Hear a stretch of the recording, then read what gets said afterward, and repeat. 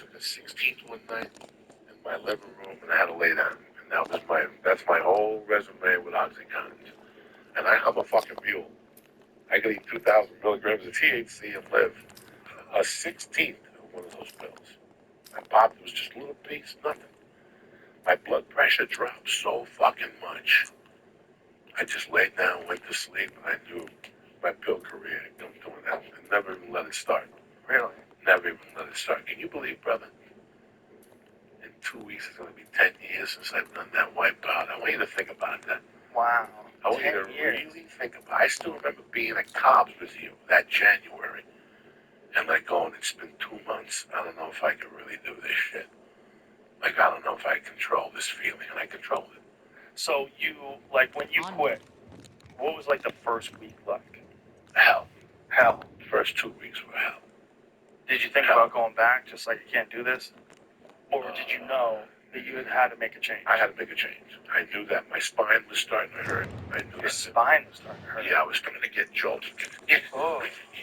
At 4 in the morning, after you do coke, right at the tip over here.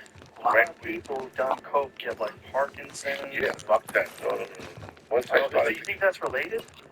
Well, a lot of old timers that did a lot of coke in the 70s, and then they wound up like some serious neuromuscular disease. Absolutely, that shit shocks your central nervous system.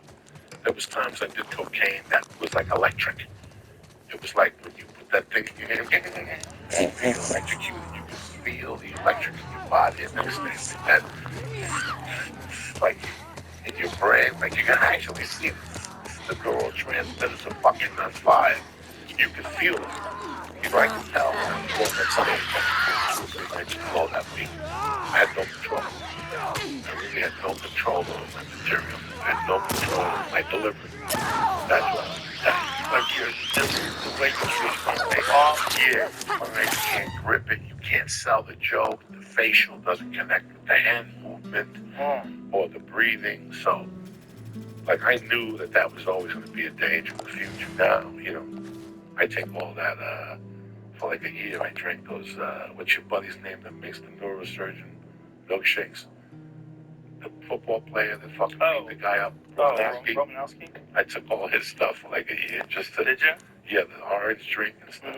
Neuro 1, that stuff? Did that help you? Yeah, it felt good. It felt a lot better. Like give your brain some nutrients? Some control. Yeah, but 10 years, I mean, I had to do a benefit in Hoboken. And I had gotten high. Like that whole summer, I tried to get off coke. I was doing the heroin. I was trying to get off the coke and shit. And then that September, I ran out of heroin. So I was doing like maybe once a week. And the whole thing went down in Maryland. I knew I had to stop. And then I had this thing in Hoboken. The whole thing went down with Marilyn Martinez? Yeah. When she died? She was dying. I went back east that week. And she was dying. I don't know what happened. It was like, you know what? I was trying to get coke on Friday night. I couldn't get it. And I just took it for what it was. I was trying to get coke on Saturday. I couldn't get it. So fuck it. I took the plane back Sunday. I couldn't get it here. Something happened. I couldn't get it. And then that Monday, I had a meeting to do a movie. And at the end of the meeting, the guy said, listen, man, we know about your drug problem. So before you say yes, we want you to think about this because you can't miss a day on this movie. You cannot be late. If you're late, the whole movie can't shoot. The cast, you all shot.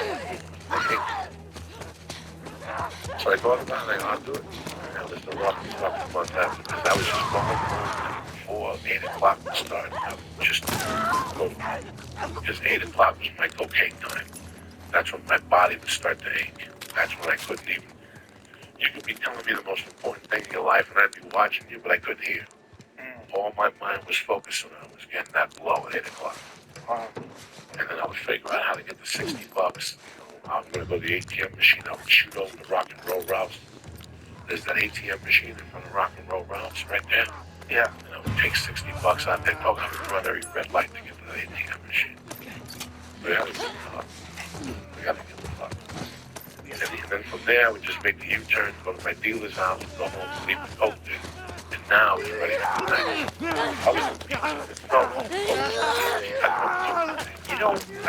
I've never been physically addicted to something in a way where I have a hard time kicking it, but I've had some psychological addiction, for sure. And I think that One of the things that I've gotten out of this month of the Sober October thing that Tom, Bert, and Ari and I are doing is that a lot of it's psychological. A lot of it's psychological. Because just knowing that you can't smoke pot or can't drink all month, you start thinking about stretch. I don't really feel like I need to get high. It's not like I need a drink tomorrow, but it's knowing that I can't do it for the month where it hangs over your head. So that's what's even more impressive, that you can kick it. Because it's not just the fact that you have like a physical problem, but you also have this psychological problem. Like the psychological part of it is like it's a pattern that you're comfortable with. You got used to that pattern. 8 o'clock, you're looking for the coke, you go and do it, and then you're off. It's like you're off. Even though you're in chaos, your life's in disarray, and you're in the grips of addiction, you're comfortable with that feeling. You've been there before, and you're for whatever reason, when people get used to fucking up, and they go, why do I keep fucking up? One of the reasons you keep fucking up is because you're used to fucking up. And it's not an uncomfortable feeling in the sense that it's you know it might suck, but you know it's the devil you know. You know? There was nights I didn't want to do it, I still did. Understand me? I didn't want to do it. I need to do it. That's how I feel. It's just something different. It's just something to when, you know, when I tell people all the time, people want to have fun, it just doesn't happen. I put in 44 fucking genius. But it took me 2 years. 2 years struggle. You didn't know that you were free. You didn't go to Narcotics Anonymous. I went to one meeting. I went to Hollywood, which everything is good.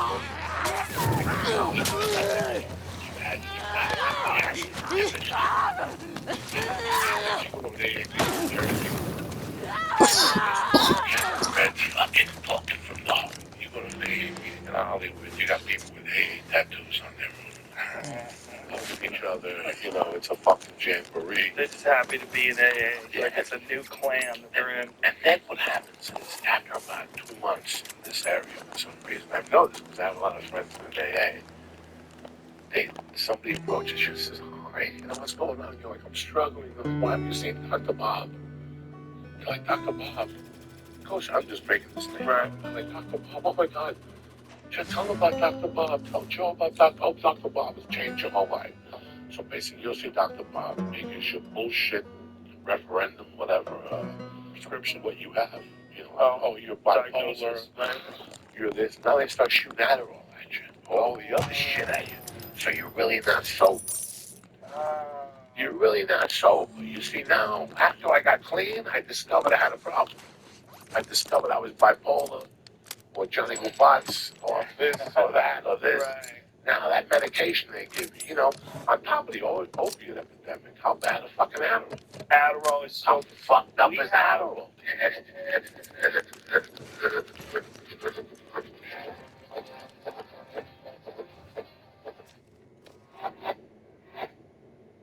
Trump's corruption is costing us all, and Matt Mosdum's the Democrat to fight it head on. Former Navy SEAL, end the disastrous Iran war and restore our health care. That's Matt Mosdum. We face down tougher bullies than Trump, and we can get the job done.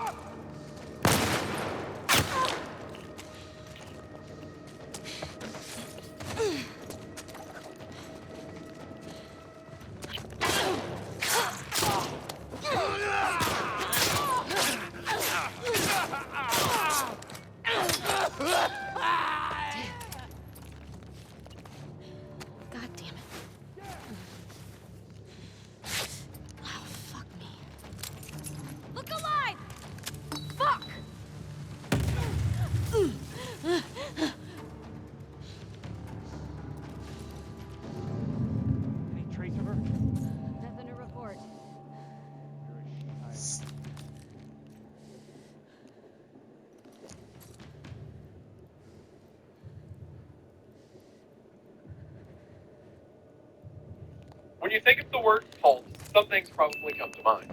A zealous leader who thinks himself God or descended from God, hoarding everyone's money and land, eventually saying he needs all of the women to become his wives. But what you probably don't think of is hijacking a medieval European city in order to wait for the rapture, all while fighting off approaching armies, several public executions in cases of people being tortured to death, and having your leaders' funny parts nailed to the door of the city itself. But believe it or not, everything I just said is what we're going to be talking about today. And that is because today we are talking... Let's dive into it, ladies and gentlemen. Listen to the first voicemail we got today. Because this one, I mean, we're just going to play it. This is important for y'all to hear, by the way. I'm just going to say. We're just going to roll it. Yo, Gob. Okay, so... Hi, Elite. Reinstall Windows for real life. Kids. Ladies and gents, boys and girls, welcome back to the Gobcast, episode 80. A crazy episode number. Honestly, before we go any further, I just want to say thank you all for the love. Thank you all for supporting the show, getting us to 80 episodes. It's been a long road, and it's really awesome to be here 80 episodes deep and still pushing strong. You know, a lot of shows, they don't make it to 8 episodes. So thank you all for the love and support, and it's great to be here.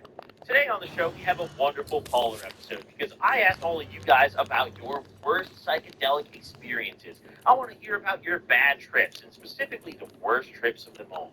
We got a lot of wonderful voicemails today. We have a guy who took a bunch of freeze-dried shrooms and somehow ended up naked in the lobby of his dorm.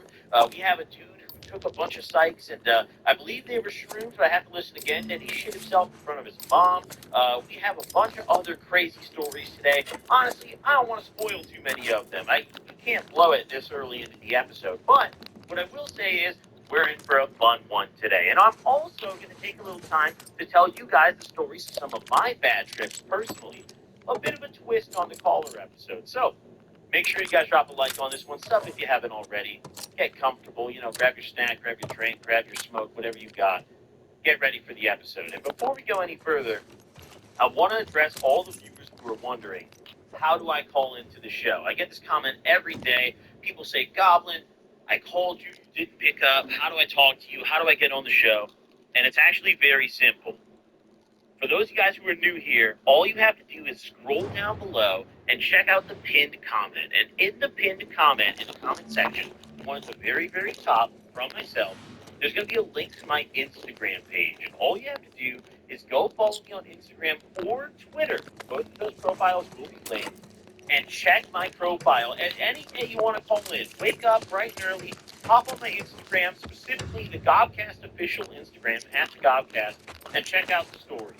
If you're on your phone and you don't see a story with a phone number on it, then don't even waste your time calling. I'm going to be honest, I don't listen to the voicemails on days that I'm not taking calls. You know, I hate to break it. It's hard that calls in on off days because a lot of them call me on off days. But all you got to do is check my story. I'll post the phone number, I'll post the topic, and then just hit my line. It's that simple. We get hundreds, if not thousands, of voicemails a week. So listen, if I don't call you back, don't be discouraged. Don't get offended or take it personally.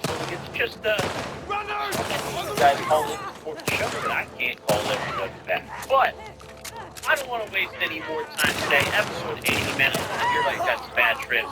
Let's listen to the first voicemail today. The guy ended up naked after taking some freeze-dried shrooms. Listen. Hey, I'm calling about a bad trip I had a few years ago where I ate freeze-dried mushrooms and ended up taking my mom. The kids had to come and I was taking the hospital. Come back on more information on the story. I like this voicemail. He got straight to the point.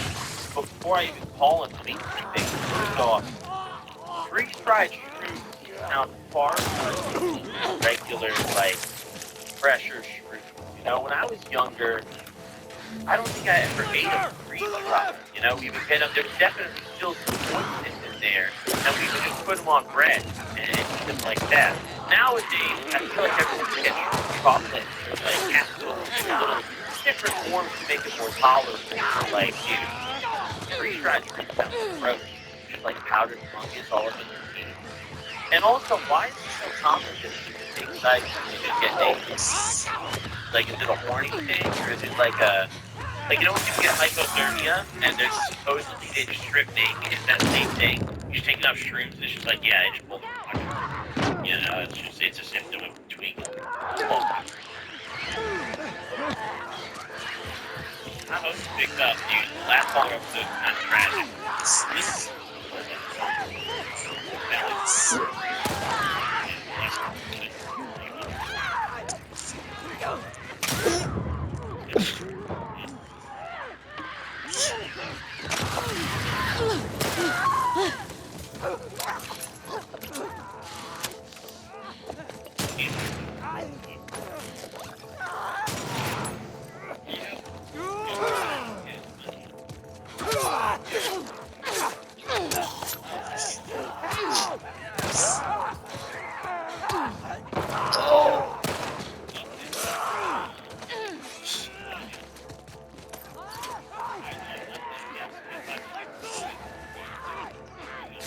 Over here! Help me!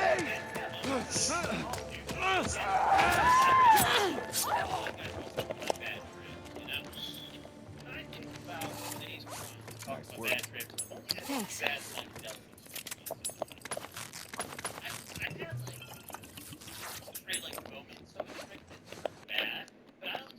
as a bad trip, you know, in terms of having a good time, it's not a bad trip.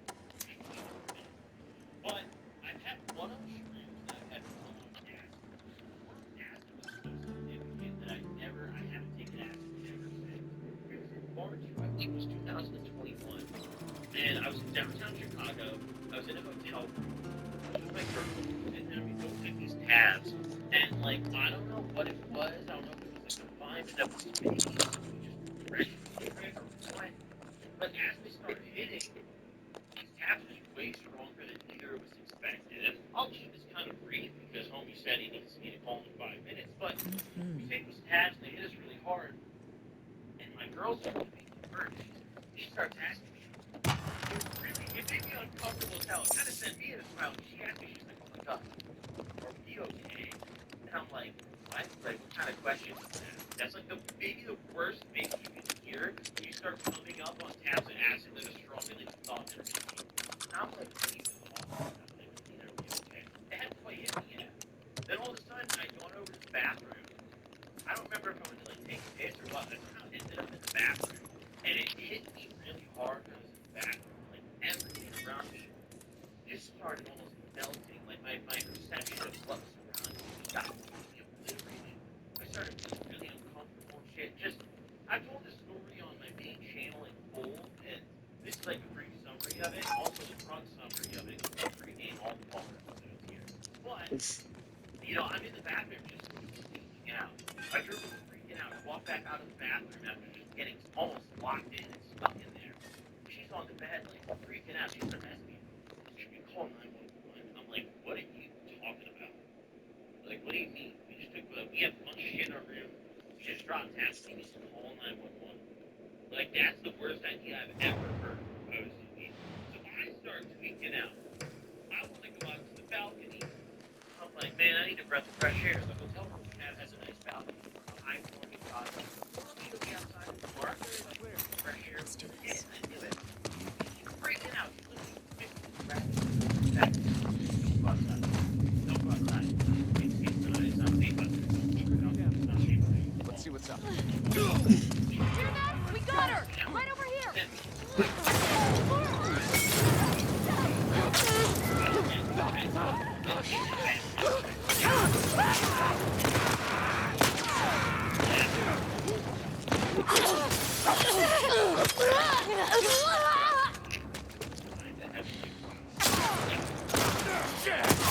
I never felt anxiety in my life until that trip. And it was like, dude,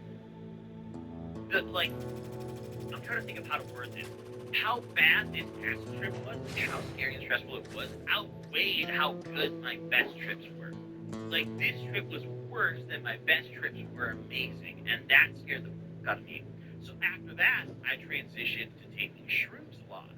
because I still wanted the kind of psychedelic experience, but I was honestly terrified of acid. You know, call me a pussy, call me whatever, but that bad trip just fucked me up, man. I was like, I don't want to experience that ever again. So I started taking shrooms, which is ironic because anyone who either you know me in person or maybe you've watched my videos for years knows that my first ever shroom trip was horrible.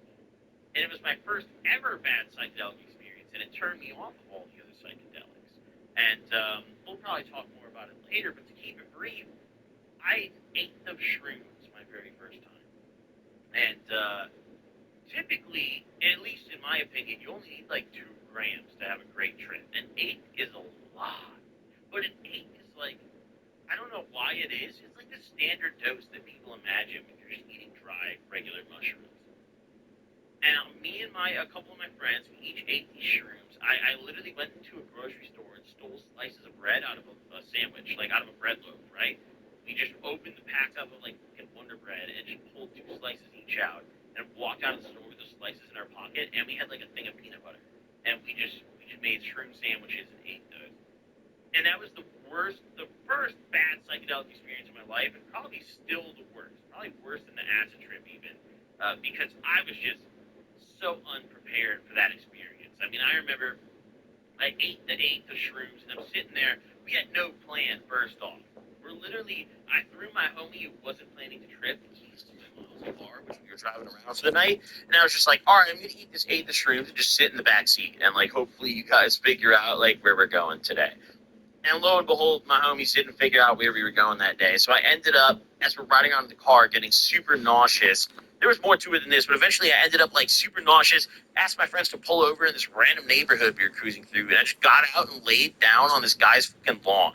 Like this random, strange, like, house I've never been to, just dove onto the lawn and laid there. My friends are trying to get me up. They're like, dude, you gotta go. Like, you're on a random guy's lawn. I'm like, no, I'm not going. And they can't go because, like, they're in my mom's car, you know, so they can't steal my mom's car without me in that bitch. And it was a dreadful situation that I put my friends in, and I'm very grateful to have had good people around me when that occurred. None of might have just been left on a guy's lawn, and it could have been a much worse trip.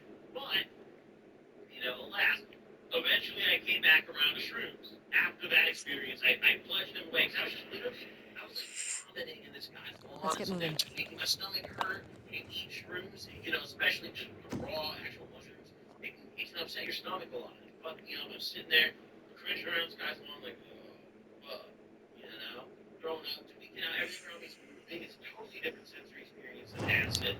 Like shrooms, acid, I think was like the best way I would describe it. Someone's never done it. Acid was like a little pattern over everything. So if you look at a wall, just like imagine a little pattern, almost like a part over it or something, you know, like a arrangement of shapes that is like, I don't know, it just looks like there's something over it. Whereas with shrooms, You won't it.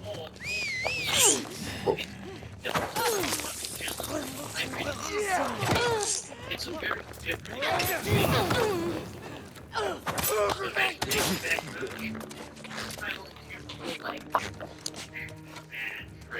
every other psychedelic experience I've had has been ranging from a decent trip to a really great experience, you know, which I'm pretty lucky. But those bad ones stick with you the most. Those bad ones. Alright, it's been 5 minutes, so only here, I mean, surely you better pick up the phone now. Let's see. It's been like over 10 minutes. Surely you pick up.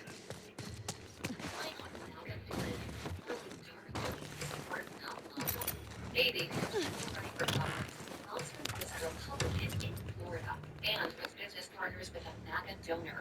Michigan Democrats can't trust that Mazda. If you have grandparents, download this app for them. I thought my grandfather was going deaf because he kept missing calls and wasn't able to listen on calls.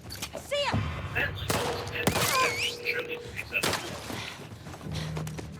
Yo, you make it home yet? Yeah, great. Oh, nice. All right, great. I just got to listen to your voicemail, and I'm pretty interested in your story. Hey, me too. Fill me in on this thing before you try trip. Okay, so basically, blood got like deep ass roots, right? I mean, relatively deep. There's pretty big, but I went ahead and bought an house because I figured I could sell them. I had an house for take as many as I want, right? So I weighed out a 3.5. I weighed out a 3.5 and came up to about 3.2. And that wasn't enough for me. So crazy. So I added another one on it. Probably somewhere around 4 or 5 grams, right? Freeze dried, no water. Did you take a lot of shrooms prior to this? I've had a few shroom trips, but not really that many. I just like to go all out the first day. You just melted that day. All right. Yeah, dude, it was Earth Day. That well's here! No, I love that. That's fire. Grace! Nature thing. It is. I went out my local park and I was sitting by the stream after I took the stuff, right? Okay. I with a couple of friends. They wanted to leave because the sun was going down, but I was such a screwed down. I was trying to chill by the water. So basically, that was one of the last things I remember is that, and then it's like the trip really started. That's right. And you had just kind of like blacked out for the latter portion of this trip after being at the, being at the lake. This is his girlfriend, okay? I was there, alright? I was Oh, fire! We gotta witness it now. Yeah. I was the driver. I was responsible, kind of responsible. But basically, he was in this, like, total trance state. He was like rooted to the ground that he was actually sitting on. And we had to drag him back to the vehicle. And he was like, Like, yeah, it was unresponsive. yes. It was a good trip until they took me, until they uprooted me, So, I'm in that car. Connected to the earth, dude. Yes, dude. I felt like I grew roots and I was walking the street. At this point, the sun had gone down. We had been there for hours. And I was like, we're literally going to get fucking arrested if we just stay here. So, that was like the come up, and I feel like I kept getting higher, but I wasn't even like fully in control anymore. So, I was in the back seat of the car. I was really vibing on some music. Apparently, I was singing along to some JPEG Mafia. Fire. Yeah. Eventually, we ended up sitting in a parking lot, and they're like, "Yo, you got to go back to your room, bro. You can't just sit in this parking lot the whole fucking night." Well, his friend left after he peed himself because I was kind of like, he was also on shrooms and like, he was having a good time somehow peed himself. So he's like, I'm gonna head out. What the hell kind of shrooms did y'all take? Penis empty, freeze dried. Wow, it must have been a great match. Yeah, the thing was, I was not in a great mental state. I just got broken up with, so like, that might have been part of it too. Oh shit! You guys had a little dispute or something? It wasn't us, it was another thing. Oh shit! Okay, all right. Interesting. Hooked up off the first love. That didn't happen. So basically, in the parking lot, right? And then, like, apparently I pissed myself, and they tried to get me to go to the door. So eventually, I was like following them to the door. I dragged him into the door. He tried to break into one of the other doors, and I said, no, bro, we can't. And I'm dragging him like, I don't know, 120 pounds. And I'm like, I can't, bro. So I'm dragging him into his door. I think the night's over when I'm sitting down in the bed, and then all of a sudden I get this like wave of fear wash over. You know that existential fear you get when you're on shrooms sometimes? Yeah, it's almost like your like hair stands up, like you start tingling and shit. Yeah, dude, I felt like something was deeply wrong. So I was like, I gotta get the fuck out of here. Dude, as soon as she opened the door, I pushed past her. I think I ended up like shoving her into a wall or some shit. But I pushed past her and sprinted down 4 flights of stairs and fell like 30 seconds.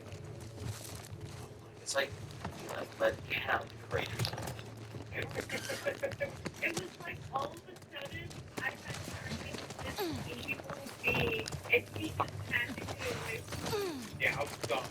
And then in the lobby now, the basement floor, right? And I'm like, okay, I'm starting to get my head back on my shoulder, and then I'm like, dude, I gotta hit that. So I can hold the hole and fix myself again. Right over And here! I noticed, like, dude, I'm wearing kids on trousers, dude. I gotta take these off. Go! I'll keep... You know, fucking dude in the hospital. I know half the people in the hospital.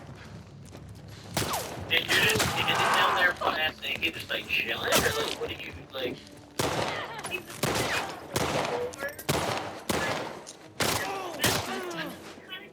Realization of like, wait, what the fuck am I doing? I realized I was cooked, dude. Sorry to say. Nice try! It's just like, I'm hysterical trying to say, guys, please don't call the cops. Like, I swear, guys.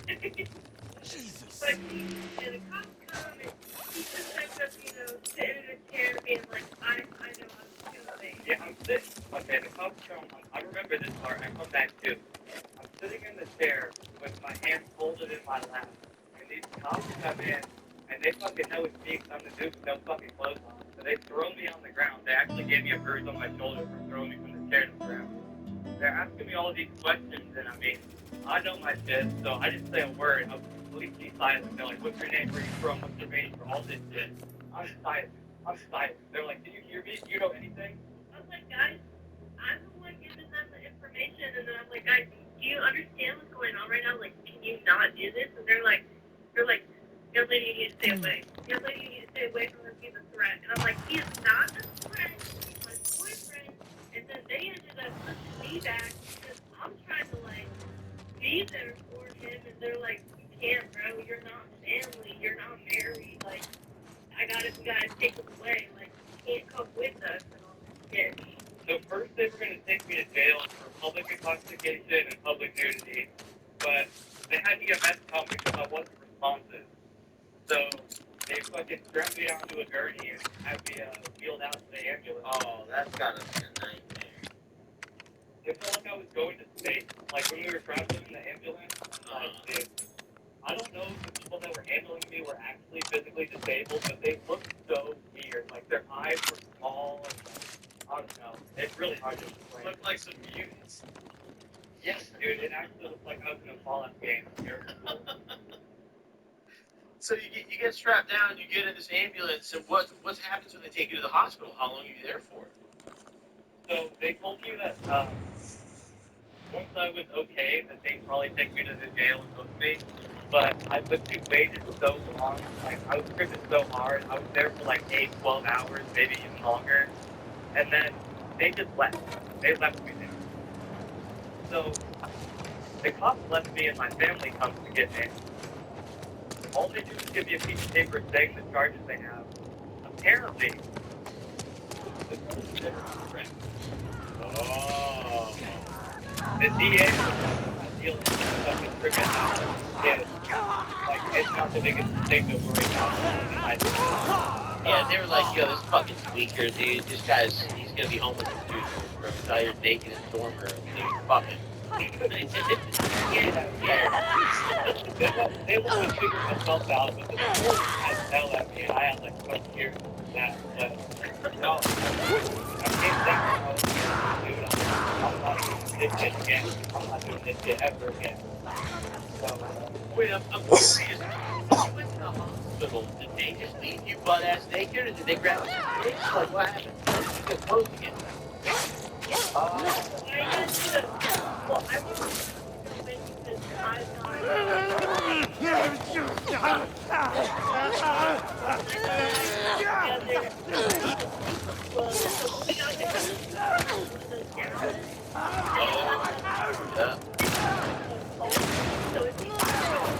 because I thought it was like siren.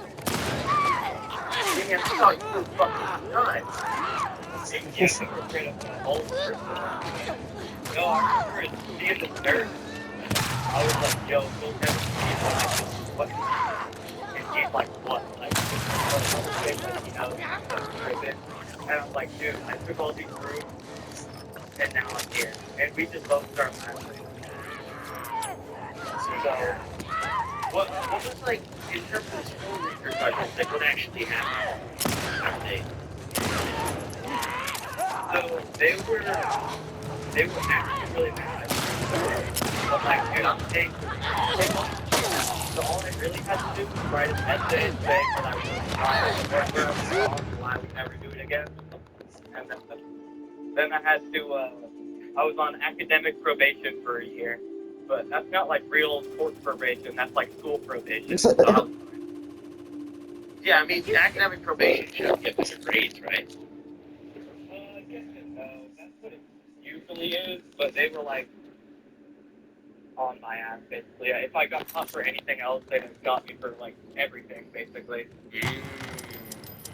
So like like the meal, using your meal slice is really easy to steal shit. So for a year, I had to like slow down on that because I really didn't want to get expelled for just like stealing slice. Yeah, I mean, you made it. I'm honestly shocked that you were able to keep going to school. Like, that's crazy. That blows my mind. It was really scary, but I had one of my professors explained it to me. They're like, "Yo, you're paying them so much money. They don't just want to lose you for that, and it's not like you're rich. You're not gonna do that again." What about, like, what were, like, the social repercussions of this? Like, did your homies walk past you and see this and shit? Or, like, you end up on Snapchat? Or, like, anything happen like that?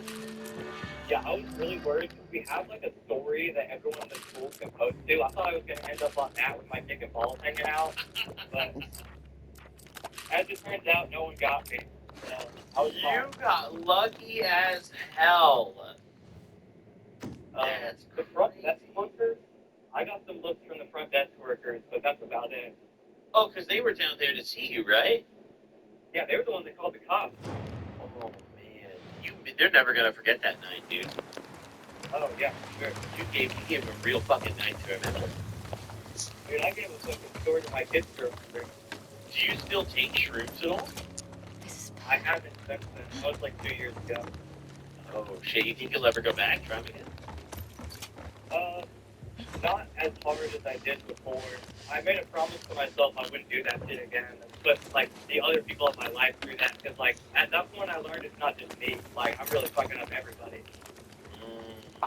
So, Yeah, man, I lost it hard. When you end up cock out in the lobby of your dorm building, yeah, that definitely impacts more than you. Yeah, you know something like that. So, yeah. I haven't done that. I wouldn't be completely opposed to like trying them again in like 5-10 years, but yeah, it's really not something that's on my bucket list. Yeah, fuck no. Can't blame you. Can't blame you. You know? I felt mad as well for the rest of that house after I like went to the hospital. I was like, yo, you gotta be careful with these motherfuckers. You tried to over the gas like, yo, just they thought I was They thought I was gassing them for a better price, but no, I literally went to the fucking hospital. Got charges. She's around here somewhere. Yeah, well, you know, next time you take some shrooms, bro, just take a smaller dose, maybe. Maybe like 2 grams will do. You know? For sure. That's what you're playing, man. Thanks for calling in and sharing your story, both y'all. I appreciate it. Yeah, you have a good one. I'm a big fan of the Godpath, and I love crack test. Keep that shit up. Thanks, yo. I really appreciate it. Good support. You have a good rest of your day. I love this. Hard to know who to trust these days. Trust is why President Obama chose Matt Mazda to carry the nuclear launch codes. That's exactly why Matt's running for Congress. To take on the corruption, bring down costs, and rein in ICE. I regret not working out my hairline before I lost it all. Like most men, I neglected hair loss for as long as possible. It was easy to ignore at first, but I never expected so much lost hair after a shower. And I didn't expect so much thinning overall. That's until my friend showed me this by him. This prescription, once daily spray, not only regrows hair in 3 to 6 months, it also leaves my hair feeling thicker and fuller, made with finasteride and minoxidil. So, Yeah. You fucking beat out in the dorm lobby. That guy got unbelievably lucky not ending up going viral.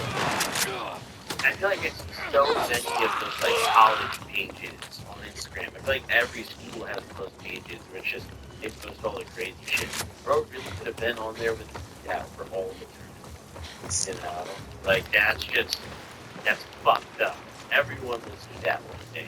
You get married one day, 20 years after the incident, walking down the line, someone's AirPod your girl the face like, a fucking luck, buddy. Time to explain yourself in the dressing room. You know? What are you gonna do? Next up here on the caller list, we have quite the voicemail here, and it's pretty long, but what really got my attention here was the end, where this guy tells me that after taking shrooms and going through quite a trip, he shat himself in front of his mom as soon as he got home. So let's go ahead and listen in. We're 2 for 2 on the shroom calls today. As I was listening through these voicemails, I listened to tons of voicemails for this episode today, and you guys seem to have a bad time with shrooms. Hey Nick, long time viewer, first time caller here. I was going to tell you about the time last summer when I went home to Seattle to visit my folks, and I decided one night to take like 4 grams of shrooms. And I tried to trip real hard, so I left the crib, of course, without landing out. So my mom picked me up. It was a good trip. Gotta just sneak out the window, go link up with the boys, and I'll worry about the rest later. Fuck it. I used to do that so often, just without my mom, like ever telling my mom, that eventually she put alarms on every surface that could open in my house, from the front door, the garage door, all the windows, the back balcony sliding glass door. She had these alarms, these motion sensors, bro, where if I left the house, it was over with. I would still fucking do it all the time. It's not like it would physically stop me from doing it, but then I would, it was very awkward. She'd come home all mad at me from work and blame my ass up. It was really bad, dude. If I snuck out the night before, and then my mom had a bad day at work the following day, I was in deep shit, dude. I was getting it real bad. All right, let's keep listening. At first, but then I got stuck in this like thought loop because we passed the spot I used to skateboard with one of my homies who passed away. So I got stuck in this crazy thought loop. I'd never been stuck in a thought loop before. So the trip actually was very terrible. So I get home from tripping dick and having an awful night at like 2 a.m. and I was supposed to get up for my flight at 4 that morning. So when I got home at 2, A 2-hour discrepancy between when he got home still tripping dick and his flight. still very much tripping. Both of my parents were awake and just like in the living room. They were like, "Where the fuck have you been?" And I was tripping. And I get an anxious stomach very bad. Like my stomach hurts when I get anxiety.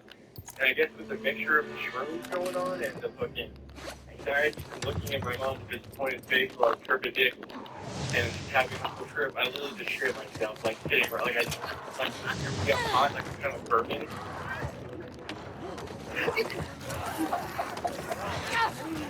Why did he try shitting himself? Like, why do you know really hot burning sensation? Like, is that what it feels? Like, normally, in the cool times where you shit yourself, modern temperature isn't too bad. It's just the hot burning